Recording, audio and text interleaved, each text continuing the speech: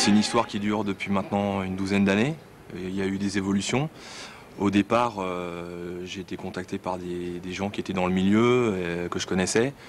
Et ce qui m'a attiré au tout départ, c'était plutôt tout l'aspect combat, enfin l'aspect belliqueux un petit peu de la chose. Et puis les années passant, le combat m'intéresse toujours autant, mais j'ai commencé à m'intéresser plus particulièrement à l'histoire. Et donc sur une période bien déterminée.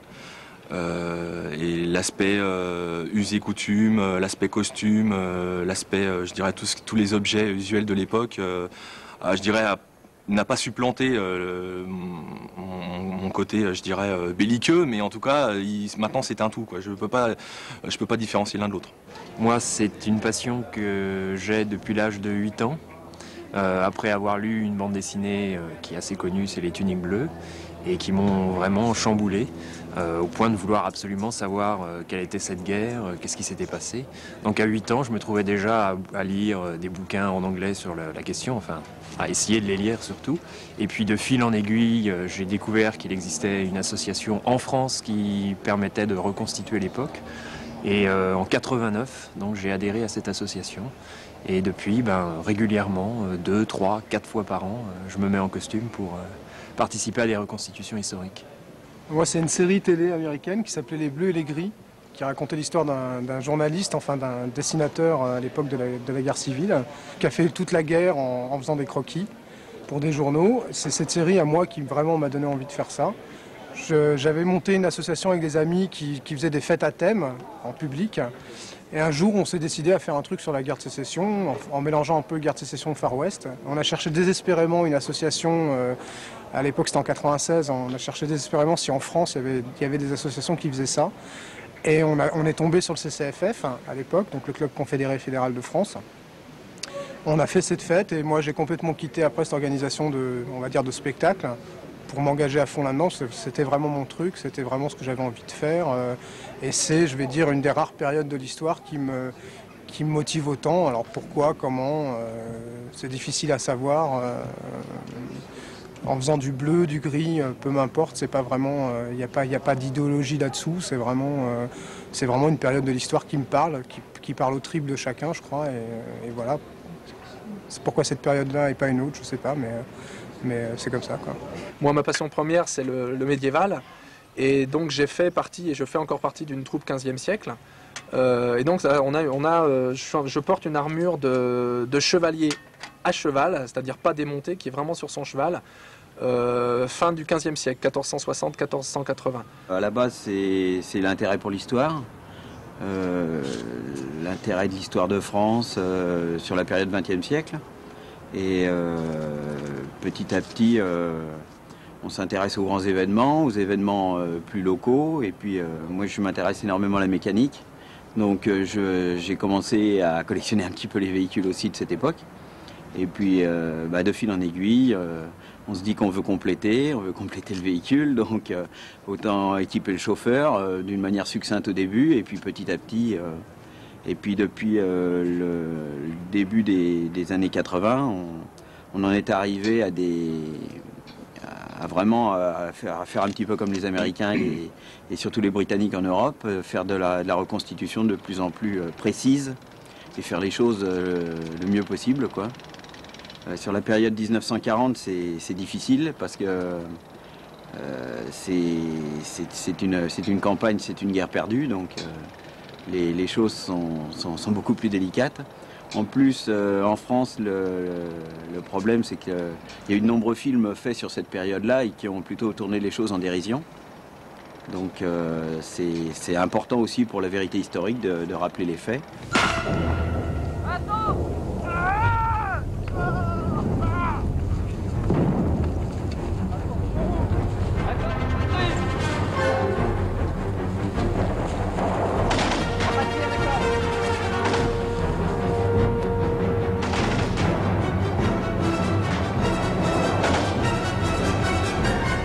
Plus on présente de matériel, plus c'est intéressant. Donc c'est d'une part de sauver du matériel, mais également de le présenter.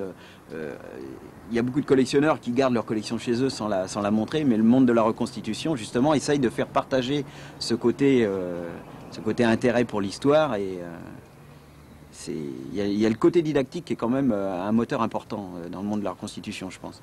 Le mannequin, le petit musée privé, c'est bien au début. Je pense que tout le monde y est passé, on aime ça, mais on tourne vite en rond et on a envie de faire partager ça d'abord avec les gens de l'association qui sont aussi des amis. Et puis c'est un mode de vie. Les véhicules qui ne tournent pas, ça n'a pas grand intérêt, donc il faut les faire tourner. Les faire tourner quand on est en civil, avec femme et enfants, ça peut être amusant un week-end ou deux, mais pas tout le temps. Il faut les mettre en situation. Et rapidement, on se rend compte qu'il faut être en situation totale, avec l'uniforme, pour être le plus proche de la réalité, et ne pas se contenter d'à peu près. Arms! Load!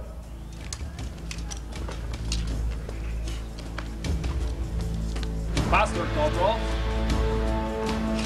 Come on, boys. Move it.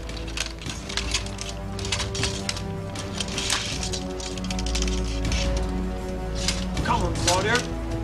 Ready. Aim. Fire. Cover. Arm. Order. Arm. Je crois que ça fait partie, comme il disait, de s'approprier les objets, de mettre en pratique un peu ce qu'on peut étudier dans les bouquins. Et moi, ce qui m'a motivé, c'est l'envie de faire de la vie de camp, de voir comment les soldats, à l'époque, entre guillemets, pataugeaient dans la gadoue, comment ils se nourrissaient, quelles étaient leurs vies au quotidien dans ce conflit. Forcément, bon, puisqu'on traite d'une guerre, il y a le côté uniformologique qui rentre en ligne de compte. Bien qu'il y ait des gens qui font du civil en guerre civile, mais c'est vrai que l'uniforme découle de source en fait, hein, vraiment. Ça serait une erreur de dire déguisement. Parce que là, on n'est plus dans le cas d'un déguisement, c'est beaucoup plus évolué. Mais le côté costume va de pair. Hein. C'est vraiment un changement de peau complet. C'est-à-dire que bon, il y a l'aspect extérieur, donc le costume, et je dirais même un côté un petit peu role-playing, c'est-à-dire que on rentre dans un personnage, on essaye de changer, de changer d'esprit, d'essayer de se mettre dans la peau d'un personnage qui aurait vécu au XIIIe siècle. Bon, ce qui est impossible, mais on peut essayer de s'en approcher. Faire de la reconstitution historique, c'est avant tout revivre les expériences d'un temps passé. Et comme le plus souvent on évolue dans le domaine militaire, on découvre ainsi les joies de l'équipement d'un soldat du XIIIe siècle, comme par exemple la cotte de maille. Pas facile du tout à enfiler pour un chevalier du XXIe siècle cette fois. Il faut dire qu'ils n'ont pas choisi la période la plus simple, on est très loin du treillis et du sac à dos.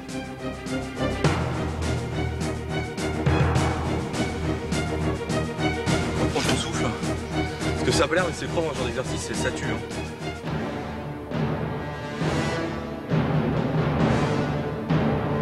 D'être en uniforme, ça permet de faire plus de choses, de mettre aussi des gens dans un cadre un petit peu plus solide. Alors qu'en civil, bon, souvent il nous manque toute l'infrastructure qui irait avec, les bâtiments, etc. Donc là, c'est vrai qu'avec quelques toiles de tente, on arrive à vraiment se replonger dans l'époque. Ce qui serait beaucoup plus difficile si on n'était qu'en civil et qu'il fallait avoir une ville. Bon, aux États-Unis, ça se fait. Hein, ils ont effectivement des villes qui sont entièrement consacrées à la reconstitution, que ce soit d'ailleurs pour la guerre civile ou d'autres époques. Nous, en France, on est un petit peu limité. Bon, mais c'est vrai qu'indéniablement, il y a aussi cette volonté de ressentir ce qu'ont éprouvé les soldats à l'époque. Quand on lit des témoignages, c'est tellement prenant. On se dit comment un être humain peut subir ce qu'ils ont subi. Donc on a quelque part envie de l'éprouver, pas jusqu'au bout évidemment, avec cette limite, ce tabou de la mort qu'on ne franchit pas bien entendu, mais au moins ressentir dans leur chair ce qu'ils ont vécu pour savoir.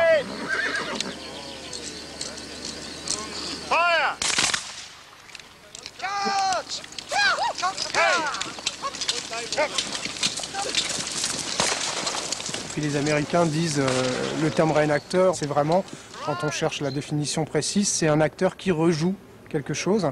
Je pense qu'il y a aussi ce côté-là, nous on n'aime pas trop dire costume, on dit plutôt tenue ou uniforme, mais il y a cet aspect de rejouer justement quelque chose, de revivre quelque chose, d'essayer effectivement, on pourra jamais, parce que si on va par là, on a tous facile, peut-être pas lui, mais on a tous facile 10 ou 20 kilos en trop. Et on ne peut pas non plus se remettre dans les conditions de vie de l'époque.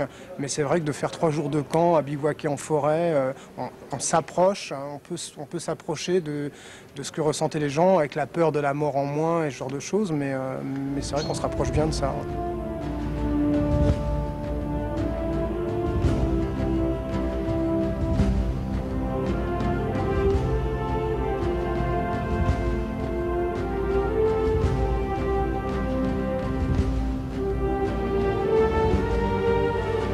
Intervalle entre les deux demi-groupes, une vingtaine de mètres. Alors vous restez pas collés, bien entendu, les uns derrière les autres. En avant. En ce qui me concerne, la période du XXe siècle était plus abordable, parce que moi je suis aussi passionné de l'Empire, mais c'est un sujet qui est vraiment hors de prix. Et donc je me suis orienté plus facilement sur la période 40-44.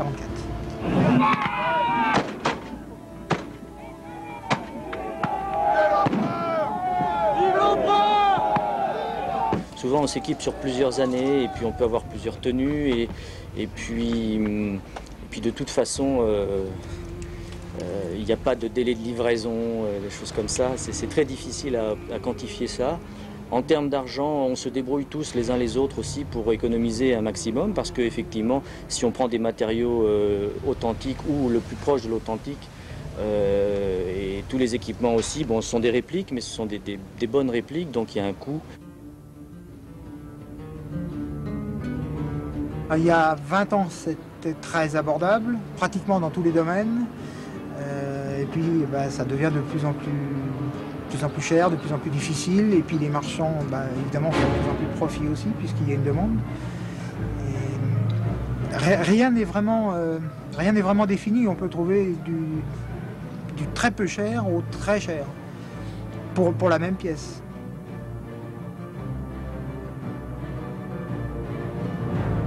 Disons une tenue d'un fantassin normal, d'infanterie de ligne, tout équipé. Comme ça, a priori, il faut compter dans les 10 000 francs, sachant que la personne peut s'équiper sur 4 ou 5 ans. Hein. On ne commence pas avec tout l'équipement et le mieux de ce qui se fait. Hein. Et puis ensuite, avec les amis, parce qu'il y a toute une dimension amicale aussi et très sympathique dans cette activité. Hein. Ce n'est pas seulement quelque chose d'extrêmement théorique et affaire de professeur. Donc ça reste quelque chose de très amical. On se débrouille pour trouver tel fournisseur ou tel matériau qu'on paiera pas cher et puis chez soi on coud le soir, la nuit, les week-ends. Par exemple un blouson comme celui-là, authentique et dans un état comme celui-là, c'est au moins, je parle en francs, au moins 2000 francs, au moins. Bon, en revanche, hein, le pantalon coûte très peu cher, les ceinturons et autre chose, bon, ça vaut pas très très cher. Bon, tout ce qui est cuir en général coûte relativement cher. Le casque, c'était quelque chose qui était inabordable et qu'on n'espérait pratiquement jamais avoir à une époque. Et puis il est sorti récemment un lot de casques neufs d'un pays asiatique, je pense. Donc ça a permis d'en acquérir. Bon, c'est vrai qu'à force, ça finit par faire quand même un petit peu d'argent. Les Anglais ou les Français font des choses très très bonnes. Malheureusement, les prix sont un peu élevés. Donc il y a beaucoup de gens qui se fournissent en matériel tel que les épées ou les armures en République tchèque. Et ça, c'est un bon exemple puisque l'épée vient de République tchèque, l'armure vient de République tchèque. Et cette armure-ci, je l'ai achetée il y a environ 4 ans. Je l'ai achetée pour 9000 francs.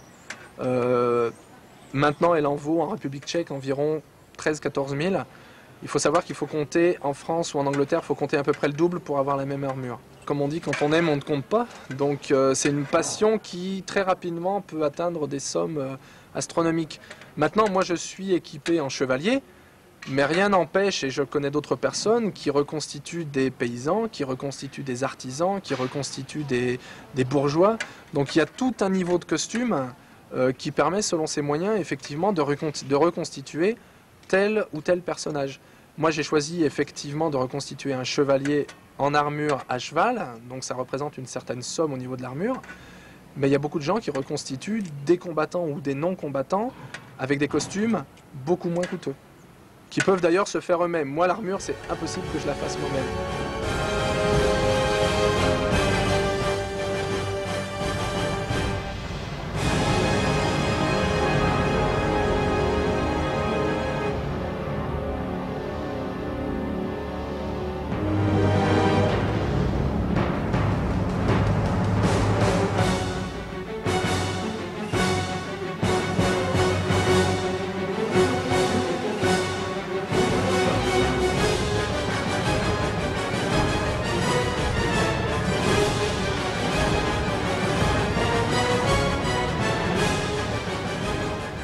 Quand on ouvre les livres d'histoire, les premières choses qui reviennent, généralement, c'est les guerres, c'est les batailles, c'est les luttes pour le pouvoir.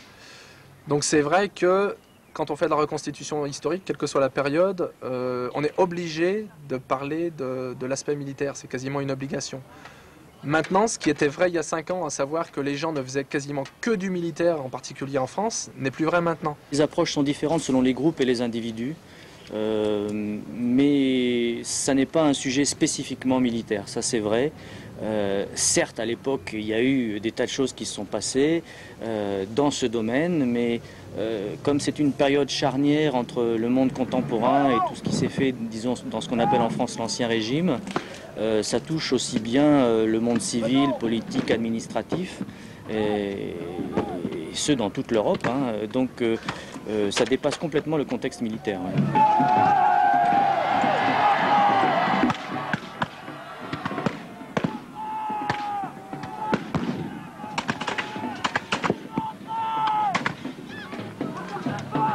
Au départ, c'était comme beaucoup de compagnies médiévales, toute époque confondue, c'était de présenter l'art de la guerre.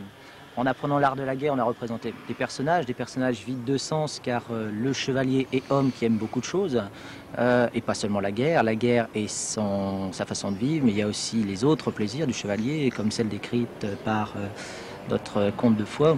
Ce qui est clair, c'est qu'on aime proposer au public de découvrir l'homme médiéval, le découvrir sous ses facettes, la guerre bien sûr, mais aussi sous ses plaisirs qui sont la chasse, l'amour des belles entre autres, le banquet, et c'est toutes ces facettes qui sont aujourd'hui présentées dans nos activités. Même si j'ai un costume de chevalier, j'ai jamais été un fou du combat.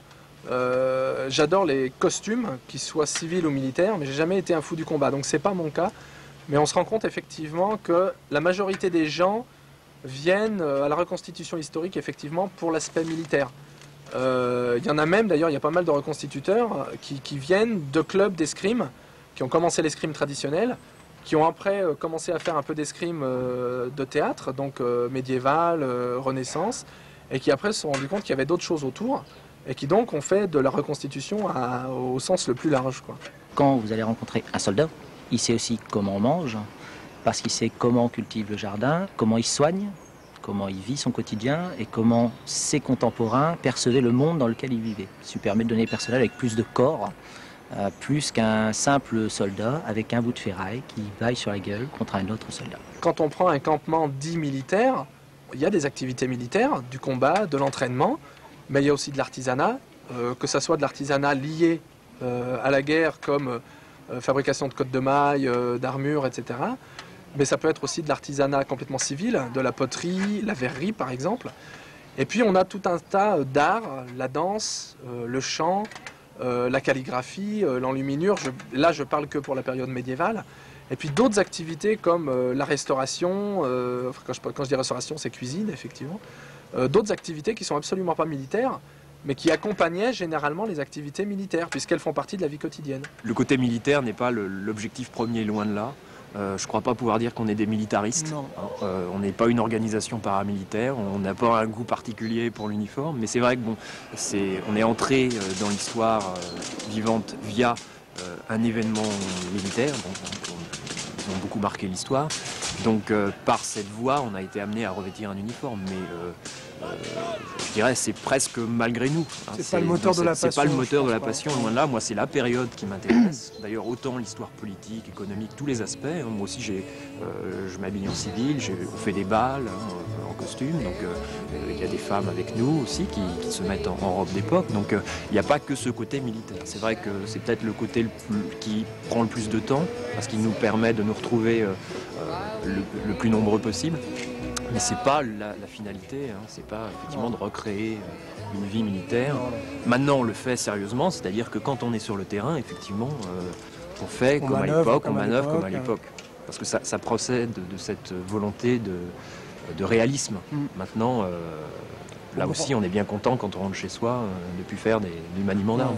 Les guerres sont toujours des choses dramatiques et c'est toujours... les gens se rappellent des moments les plus heureux et aussi les plus dramatiques de leur vie. Et c'est ce qui a marqué le plus les gens du XXe siècle qui ont participé aux guerres. Ils travaillaient dans les champs, ils travaillaient dans les usines, mais d'une manière extrêmement linéaire. Ils travaillaient à l'usine pendant 20 ans. Et le fait d'avoir participé à une guerre, ça les a complètement chamboulés. Et pour eux, ça a été quelque chose de dramatique d'un côté, mais ça les a fait complètement sortir de leur quotidien, et également souvent ça les a révélés à eux-mêmes. Au grand désespoir de mon père, par exemple, qui n'a jamais compris, on est issu d'une famille antimilitariste, qui n'a jamais compris que, alors que j'ai tout fait pour me faire réformer, que l'armée c'est vraiment pas mon truc, une arme moderne ça me parle pas du tout, qui n'a jamais compris que je puisse faire de la reconstitution militaire, mais c'est vraiment plus la vie de camp qui me motive. Et puis je pense le fait de se retrouver entre passionnés aussi, ça a une importance qu'on ne mesure pas toujours, mais même si, étrangement, on va plus parler de reconstitution et de guerre civile en dehors des reconstitutions que pendant les reconstitutions, parce que ça ne nous intéresse pas pendant les reconstitutions de savoir que si le général machin avait fait telle chose, la bataille de truc chose, ce ne serait pas passé comme ça. On va plus avoir des discussions presque sur les camps de vie de tous les jours, comme les soldats pouvaient l'avoir à l'époque, de parler de leur famille, de leur boulot, de choses comme ça.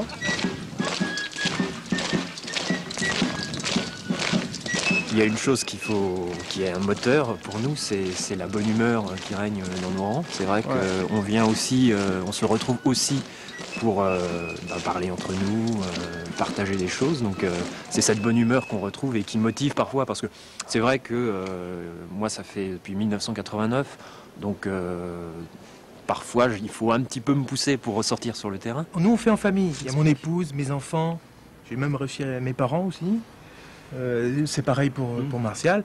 Alors nos amis, nos enfants, nos épouses se retrouvent avec nous, même s'ils ne sont pas forcément au départ aussi passionnés que nous.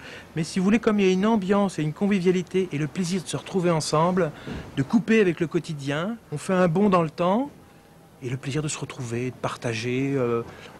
Souvent il y a une bonne tablée, c'est sympathique. Un week-end de reconstitution en Europe, puisqu'on se déplace partout, hein, aussi bien en Italie, en Russie, en Prusse, même en Angleterre, nous permet sur un seul week-end de faire de l'histoire, visiter des lieux même où se sont passés les événements, ce qui nous permet de compléter et d'apprendre sur l'histoire officielle ou sur l'histoire académique. En même temps, ça nous permet de faire du camping, de faire du sport, alors à pied ou à cheval selon l'activité. Et puis ça nous permet aussi de retrouver des amis de toute l'Europe qui partagent la même passion.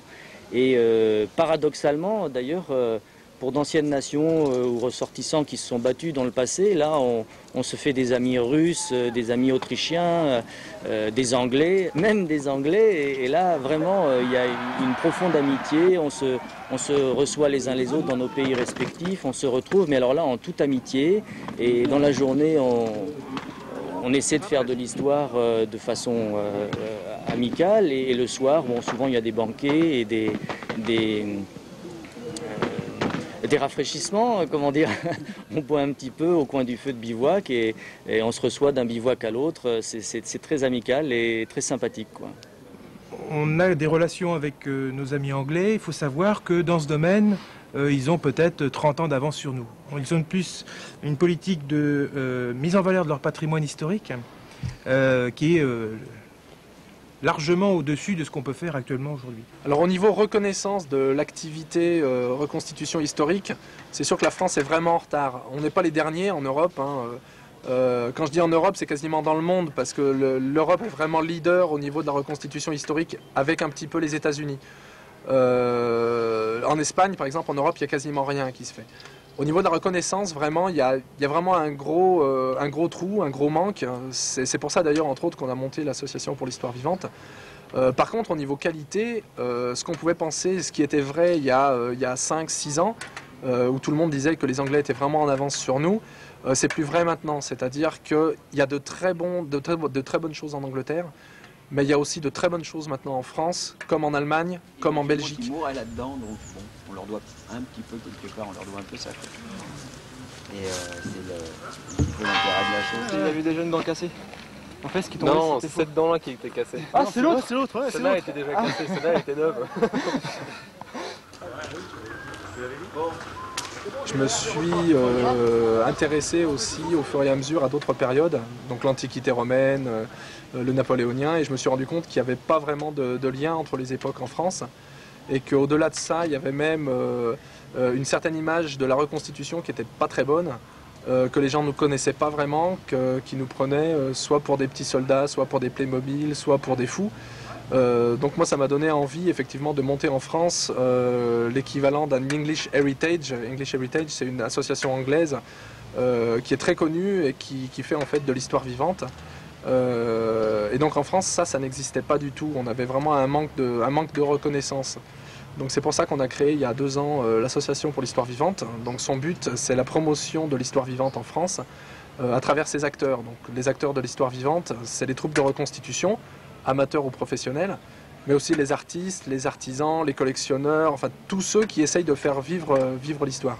Dans un premier temps, il y a eu beaucoup de rassemblements qui se sont organisés, en tout cas en France, depuis 5-6 ans. Il y a eu des rassemblements, en tout cas entre gens qui faisaient de la reconstitution médiévale, donc ça allait, je dirais, de la fin de l'Empire romain jusqu'au XVe siècle. Et maintenant, depuis 2-3 ans, il commence à y avoir des rassemblements interépoques, où en fait on s'aperçoit que le même travail est fait sur d'autres époques, d'autres continents aussi, parce qu'il y a des gens qui s'intéressent par exemple à la guerre de sécession ou les Indo-Américains, enfin toutes ces choses-là. Et en fait on s'aperçoit que la passion en fin de compte est la même. Maintenant la façon de travailler est différente, mais en tout cas quand on se retrouve, on s'aperçoit qu'on a vraiment énormément de choses en commun. On a d'excellents contacts. Ça se passe bien parce qu'en réalité, on s'aperçoit qu'on a un dénominateur commun, c'est la passion de l'histoire. Au bout de quelques minutes, le courant passe, quelle que soit la période, le courant passe et ça va très bien parce que c'est l'intérêt de découvrir de nouvelles choses et des sensations physiques, je dirais, de porter la tenue. Se mettre en costume, c'est bien joli, mais pour ne pas ressembler à votre petit frère un jour de carnaval, quelques recherches sont nécessaires. C'est la moelle de l'activité et tous les moyens sont bons.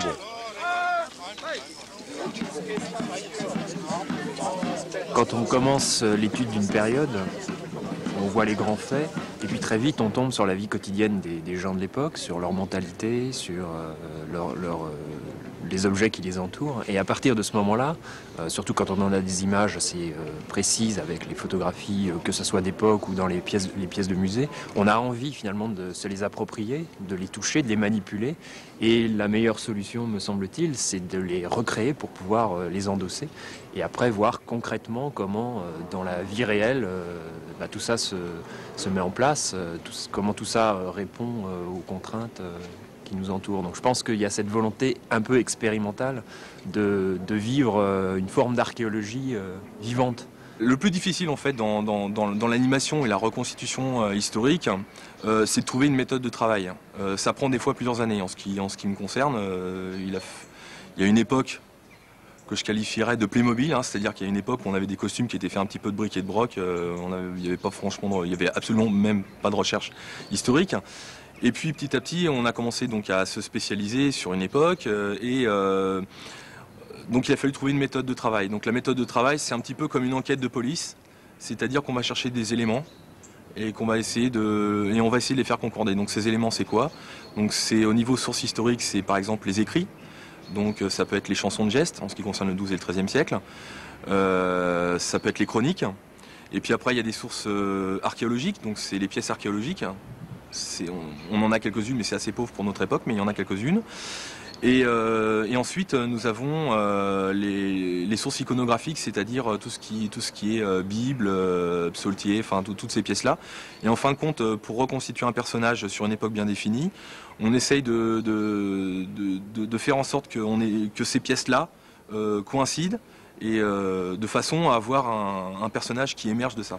Maintenant, via Internet, c'est vrai qu'il y a beaucoup de sites aux États-Unis ou ailleurs qui permettent de savoir que une tente d'époque faisait telle dimension, qu'elle était en telle matière, mais qu'il y a eu plusieurs fabricants, donc qu'elle varie de taille, etc. selon les fabricants.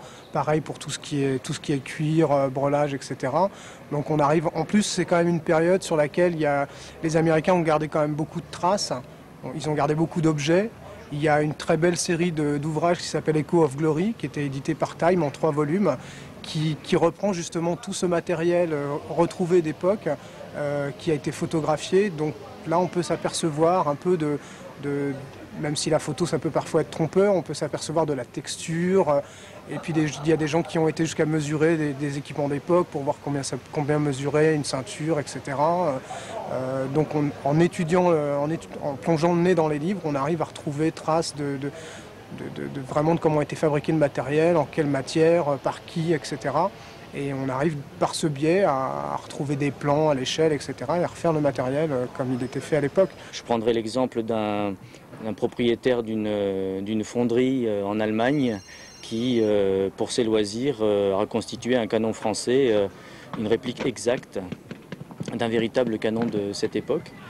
Et bon, qui l'a financé de sa poche, mais qui a fait ça avec une équipe d'amis, ce qui leur permet aujourd'hui d'avoir par exemple un canon complet avec l'avant-train, ils peuvent l'atteler, ça tire comme à l'époque. On est collectionneur souvent depuis beaucoup plus longtemps que le fait de faire de la reconstitution, donc on a de la documentation, mais le problème sur cette période-là, c'est que les tenues deviennent de plus en plus difficiles à trouver.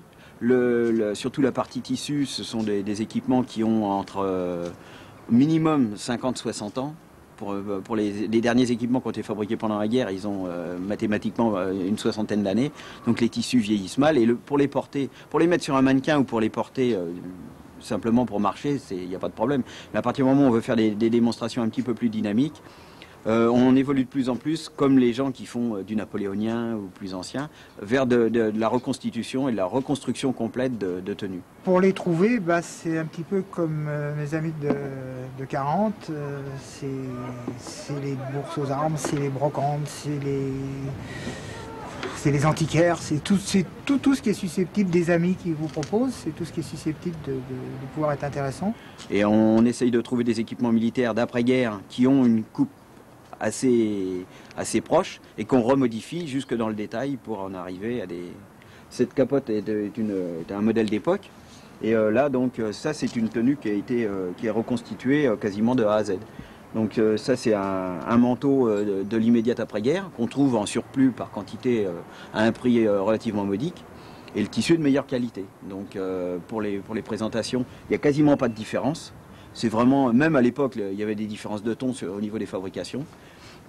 Et on retaille, on modifie les tenues, les bandes moltières, même les brodequins, on prend des modèles qui sont approchants et qui... On évite de porter de plus en plus de matériel d'époque. J'ai le bonheur de temps en temps de trouver des renseignements précis qui correspondent à la description d'une tenue militaire de la fin du 15e. Donc on a le contact avec les documents et en utilisant ces documents aussi, en faisant aussi une sorte de fac-similé, en les faisant jouer avec les personnages et puis les accessoires. Ça va de la plume d'oie à l'encre, aux monnaies qu'on peut avoir dans la bourse ou dans l'escarcelle du soldat. On peut compléter le jeu en profondeur et avoir plus de relief que si on se tapait uniquement dessus, comme on a dit tout à l'heure, pour faire du bruit. En compilant des sources qui sont totalement différentes, qui sont les livres de contes de l'époque, une peinture, une enluminure, et de se dire, aujourd'hui j'ai quelque chose qui ressemble. Mais il faut être très humble, on est à 95%, on l'espère, le plus proche de ce qu'on est, mais on sait que demain, on trouvera certainement de nouvelles sources qui nous permettront de dire, on a eu tort, il faut reprendre. Il faut rester très humble vis-à-vis de ce qu'on est aujourd'hui et ce qu'on sera demain. Je crois que ce qui est très intéressant, c'est que ça apprend vraiment l'humilité, quoi. C'est-à-dire que notre costume maintenant, au bout de 3 ans d'existence, je dirais, est très différent des débuts, justement parce qu'on a bénéficié de l'expertise de scientifiques, et puis aussi parce qu'on a pu tester du matériel. Donc, je crois que ça aussi, on évolue en fait. C'est ce qui est intéressant. Et on n'est pas là effectivement pour se déguiser. On est là pour montrer ce que pouvaient être les tenues de l'époque. Et si on refait le même documentaire regarde dans 3 ans, vous allez voir des tas de choses qui vont changer, parce qu'on va s'apercevoir que ce qu'on a fait là, c'est pas bon. Parce que le savoir définitif, ça n'existe pas. Non, mais le savoir définitif, par définition, ça n'existe pas, sinon c'est pas intéressant. S'il y avait des choses parfaitement établies, cadrées, et puis on n'en sort plus, bon, au bout d'un moment, on va s'ennuyer quand même. En étant sur un camp, par exemple, on apprend à avoir un matériel efficace. C'est-à-dire qu'à un moment donné, on va trouver un matériel très beau, mais en camp, si au bout du premier combat, on perd la ceinture ou on n'a plus de bottes, on se rend compte que c'était pas la bonne solution. Donc c'est vrai qu'on apprend tout le temps. Et je crois que l'énorme intérêt, on a de la chance aussi d'être en contact avec des archéologues qui veulent bien collaborer avec nous et nous donner des informations. Nous, on a la chance d'avoir des archéologues qui nous ont pas regardés comme des espèces de bêtes venues de l'espace, mais des gens qui avaient une passion pour cette période-là et à qui ils ont décidé de filer un coup de main. Alors c'est vrai qu'on n'hésite pas, nous, quand on a, je dirais, un petit doute sur un objet, à leur écrire en disant, écoute, voilà, tiens, ça, à ton avis, ça peut servir comment? Est-ce que notre interprétation te plaît? Eux, ils sont spécialisés pour la période d'un point de vue, je dirais, de scientifique. Ils connaissent la période d'un point de vue scientifique, ils ont fait des fouilles, ils ont trouvé des objets. Parfois, nous, ce qui les intéresse, c'est que quand nous, eux, ils ont trouvé des objets, quand nous, on en fait l'application sur le terrain, eux se disent, bah, tiens, j'avais raison ou je m'étais planté. Il faut savoir qu'en France, par rapport à l'Angleterre ou aux États-Unis, les rapports avec ce que j'appellerais moi les professionnels de l'histoire sont un petit peu particuliers. Dans le sens que des gens comme nous, qui sont uniquement des passionnés, qui avons nos connaissances sont puisées dans les livres que ces gens ont écrits la plupart du temps, qui visitons des sites, on nous prend un petit peu pour des originaux. Qu'est-ce que c'est que ces gugus qui se déguisent hein, mais à côté de ça, vous avez aussi des gens qui sont vraiment responsables et qui font, quand on leur pose des questions, est-ce que ça c'est possible, est-ce que ça c'est authentique, qui répondent et qui apportent leur connaissance et essaient de nous faire progresser, nous. Mais bon, c'est vrai que c'est pas évident. On peut pas, du but en blanc, bonjour, je fais de la reconstitution historique, voilà, j'ai lu dans votre livre que telle tenue était bien, est-ce que c'est vrai? Alors des fois, on dit, oh non, vous, ça sans intérêt, ce que vous faites. Bon. Ça ne nous apporte rien, vous n'apportez rien à l'histoire et à la connaissance en général. C'est vrai. Et c'est vrai qu'en France, c'est un peu le problème. Moi, je sais que je ne cherche pas tellement à en parler. Je suis assez discret sur la question. Si on m'interroge, je réponds bien volontiers. Mais bien souvent, bon, ça fait pas très sérieux, il faut bien le dire. On est un petit peu pris pour des guignols. Je pense que les historiens ont tout à gagner à revêtir, une fois de temps en temps, la tenue des gens de cette époque-là, ou enfin de l'époque qu'ils étudient. C'est-à-dire que ça permet effectivement peut-être de mieux comprendre après ce qu'on lit dans un texte. Plus il y aura de groupes qui feront un travail sérieux, et plus on sera pris au sérieux, et plus on avancera, parce que sans ces gens-là, on peut rien faire. Parce qu'en fin de compte, une grosse partie des sources qu'on a est issue de leur travail à eux, que ce soit les archéologues ou les historiens.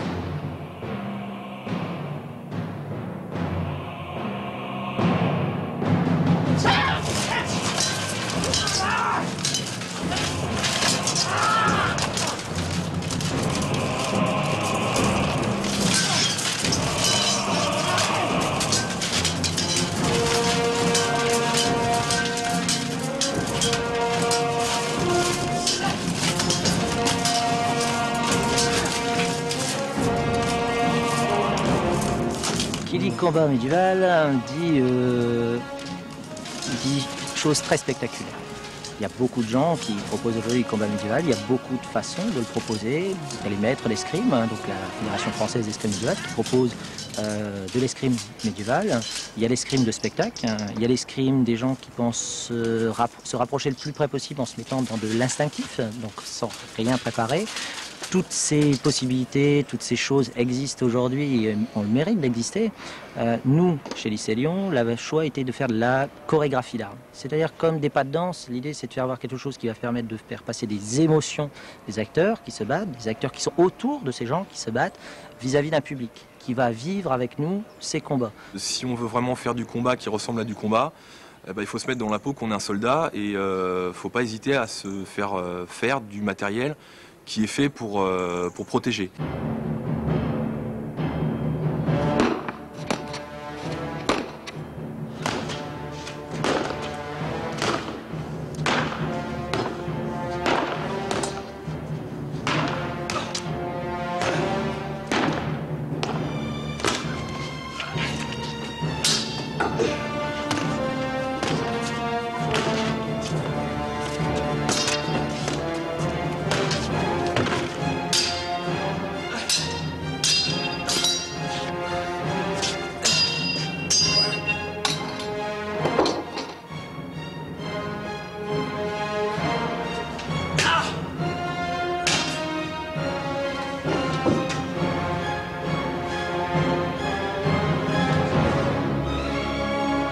l'équipement est authentique, vous êtes dans la situation du combattant de l'époque. Donc ce qui va nous intéresser, nous, chez Lycée Lyon, c'est de porter l'équipement offensif et défensif le plus proche possible. Parce que là, on est sur des sources fiables. Des pièces existantes, des poids donnés, des armes de taille et dimension calibrées. Donc on ne va rien adapter, on va prendre dans l'état. Ce qui va nous demander de nous adapter à cet équipement. Et en s'adaptant à cet équipement, on va donner quelque chose qui nous semble réaliste. Les traces écrites sont rares et remontent plus loin encore que le XIe siècle. Donc ce ne sont que des, je dirais pas des supputations, mais des extrapolations. Il y a des maîtres d'armes qui étudient depuis longtemps à la fois les textes anciens et qui essayent de reproduire des gestes. Donc il y a une évolution dans l'escrime médiévale et qui essaye d'être reproduite, donc sur des gestes basiques et qui évoluent tout doucement. Donc le but aussi, c'est d'essayer de retrouver ces gestes, de les reproduire, toujours en sécurité.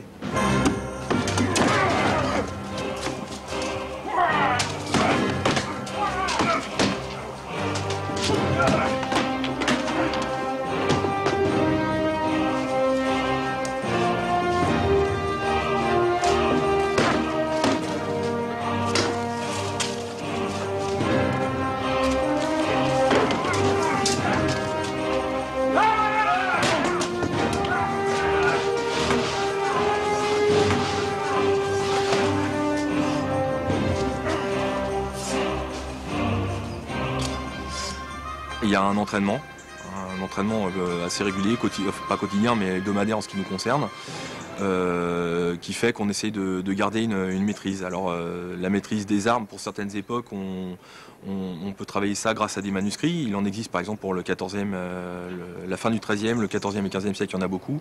Maintenant pour le 12 et 13e siècle, il y en a pour ainsi dire pas. Le premier date de la fin du 13e siècle. Donc là, on est obligé de partir là aussi sur des sources iconographiques et à partir des observations, essayer d'extrapoler. Donc là, on se permet cette liberté-là, mais on n'a pas d'autre solution. On essaie de recréer les mouvements de l'époque et l'administration de l'époque, y compris dans l'armée. Donc les groupes évoluent selon les règlements précis en vigueur selon la date concernée. Et sur cette base-là, on a mis en place un système d'information et de, je dirais pas de commandement, parce qu'on n'est pas non plus des militaires, on ne veut pas l'être, hein, mais disons d'organisation des opérations qui nous permettent de donner, avec des manifestations de 2-3 000 personnes, une certaine quand même cohérence dans les mouvements, parce que c'est facile de partir vite dans l'anarchie et dans n'importe quoi. De temps en temps, de grandes reconstitutions comme celle de la bataille de Formigny ou ici de Waterloo sont organisées. Elles mettent aux prises des centaines, voire des milliers de reconstituteurs et il existe un rendez-vous régulier pour les amateurs du Moyen-Âge.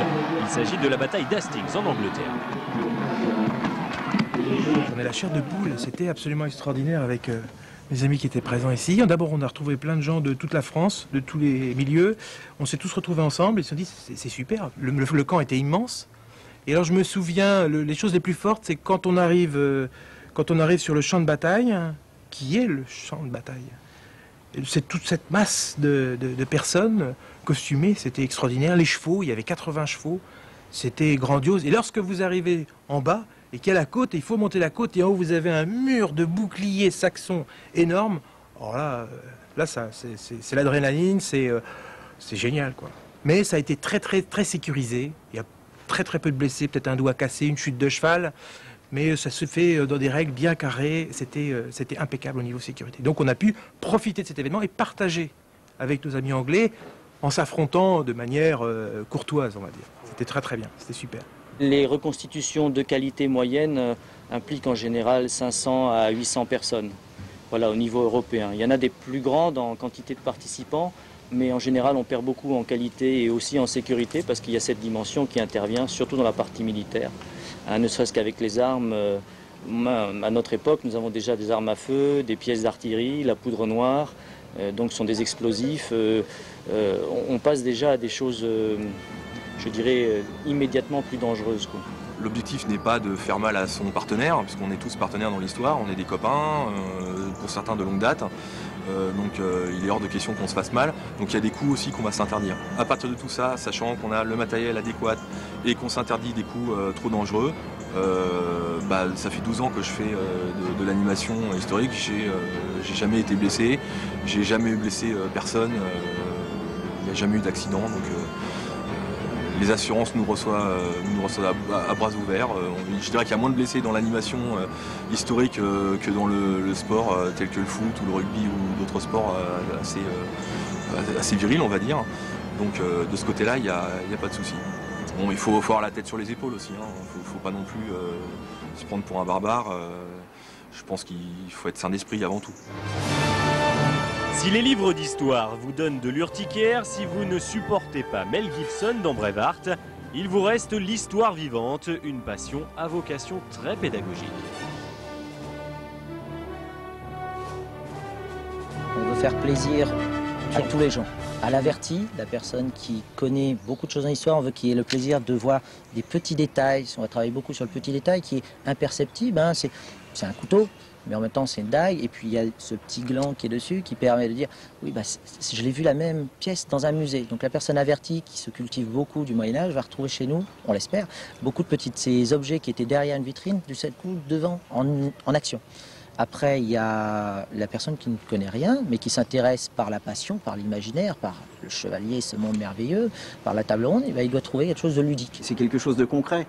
Il voit l'équipement que porte le soldat d'époque, l'armement, et on peut répondre à leurs questions, et c'est beaucoup plus intéressant qu'un cours d'histoire ou une émission de télé toute faite qui est bien, mais c'est pas interactif. Tandis que là, on reste, mettons, si on reste 2 heures sur une place de village, les gens sont extrêmement intéressés. Alors les anciens viennent pour raconter leurs histoires, et ça permet un petit peu aussi, au sein du public, d'avoir des discussions que les gens n'auraient jamais eues. Moi personnellement, je vais dans certaines classes à la sollicitation des professeurs, dans la période bien déterminée, pour ne pas faire un peu n'importe quoi. Et donc j'apporte mon matériel, des fois même je me costume, et on montre aux enfants, parce que pouvait être un homme d'armes, un soldat normand du XIe siècle par exemple. Donc il y a une approche beaucoup plus, je dirais, tactile de l'histoire. Et les tout petits enfants, moi j'ai fait aussi même des classes de maternelle, et il y a tout de suite cette démarche, ces enfants qui sont... Alors là c'est génial. Et alors là, après, les professeurs ou les instituteurs, pour eux ça leur fait une approche différente, ça leur permet tout de suite de rentrer dans le vif du sujet. Et là, c'est beaucoup plus concret pour eux et ça va beaucoup plus facilement. Notre mission dans nos spectacles, qui se veulent très humblement des spectacles d'intérêt général, on veut que le petit enfant ait un grand sourire en participant avec nous. C'est-à-dire que les photos avec les sourires d'enfants sont pour nous déjà une grande satisfaction. La participation active des adultes qui les accompagnent ou qui viennent pour nous voir et qui sont restés de grands enfants est une deuxième satisfaction. Et le plaisir de rencontrer l'historien qui va venir et dit j'ai vu ça dans tel et tel musée, et que nous on va pouvoir poursuivre là-dessus. Alors chacun à son niveau, et c'est pour ça qu'on essaye ici d'avoir un duo artistique, historique, qui se ressent dans le lycée Lyon 1462. À l'école, les enfants, lorsqu'ils sont interrogés, ils ont des connaissances un petit poil au-dessus des autres, pas forcément énormément, mais ça leur parle, il y a des choses qui leur parlent beaucoup plus, et donc ils sont avides aussi de montrer qu'ils savent des choses. Et pour eux, c'est un plus. Ils voient l'histoire différemment. Les enfants voient l'histoire différemment, de manière plus positive. Bon, je suis prof d'histoire, donc je peux vous dire que les programmes d'histoire en France à l'heure actuelle ne traitent absolument pas de la guerre de sécession. On n'en parle que éventuellement très vaguement en faisant la question de l'esclavage. Maintenant, c'est vrai qu'il y a beaucoup de choses à dire, puisque l'image qu'on a de cette guerre est très stéréotypée. On la doit en grande partie au film En Thor en emporte le vent, qui véhicule quand même énormément de clichés qu'aujourd'hui les historiens américains surtout essayent de remettre en cause. Donc il y a effectivement un gros travail historique à faire pour que les Français changent un petit peu leur vision de ce conflit. Il y a un certain nombre de choses, d'ailleurs des contre-vérités, c'est-à-dire des choses qui ont été dites et qui, une fois qu'on a reconstitué la chose en question, se sont trouvées être fausses. Il y a beaucoup de gens qui disaient, par exemple, à une époque, que les chevaliers en armure ne pouvaient pas tomber par terre parce qu'ils ne se relevaient pas. C'est complètement faux. Un chevalier en armure, encore ça dépend quelle armure, mais une armure de combat à pied, et non pas à cheval, un chevalier qui tombait, en 10 secondes il était debout parce que son armure était taillée pour justement le laisser libre de ses mouvements. Et ça, c'est des choses qu'on ne peut voir qu'en réessayant et en montrant aux gens que c'est possible de faire des armures en acier qui permettent aux gens de faire une roulade par terre et de se relever. On entend souvent des aberrations sur le poids des épées, le poids du matériel en général. Bon, je vais essayer de rétablir un petit peu la chose là, puisque l'occasion m'en est donnée. Par exemple, le poids d'une épée. Une épée au 12-13e siècle n'excède pas le poids de 1,2 kg, 1,5 kg. Hein. C'est le poids d'une bouteille d'eau minérale. Concernant la cotte de maille, une cotte de maille, le poids d'une cotte de maille, enfin d'un équipement complet en maille pour un chevalier, n'excède pas une vingtaine, 20-25 kg, pas plus. Si on doit parler, je dirais, du poids global de ce que pouvait porter un chevalier, c'est aux alentours des 30, entre 30 et 40 kg, tout dépend le gabarit du personnage. Il y a un côté archéologie expérimentale qui est très important. Et le deuxième côté qui est encore plus important, je pense, c'est le côté pédagogique. C'est-à-dire le livre ou le musée un peu sans animation, ça peut paraître à certaines personnes assez rébarbatif, parce qu'il faut lire des textes, parfois c'est pas très amusant. Là, en associant le côté pédagogique et le côté ludique, on arrive justement à faire passer un certain nombre de messages et un certain nombre de choses qui font apprendre un certain nombre de faits historiques, d'événements, de culture au public.